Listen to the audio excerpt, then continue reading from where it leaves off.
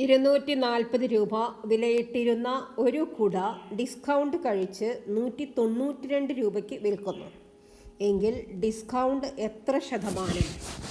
അപ്പോൾ discount percentage is equal to, നമുക്കൊരു ഫോർമുലയുണ്ട്. Discount percentage is equal to discount divided by marked price, mark ചെയ്ത price, into 100.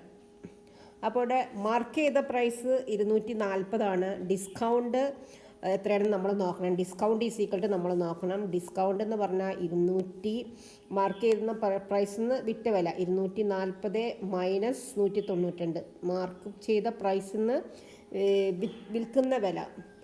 Discount 192 രൂപയ്ക്കാണ് വിൽക്കുന്നത്. 140 രൂപയാണ് മാർക്ക് ചെയ്തിരിക്കുന്നത്, വിലയിട്ടിരിക്കുന്നത്. അപ്പോൾ അത് മൈനസ് ചെയ്താൽ നമുക്ക് ഡിസ്കൗണ്ട് കിട്ടും. 10 മൈനസ് 2 8, 13 മൈനസ് 9 4, 48 രൂപയാണ് കിട്ടിയത്.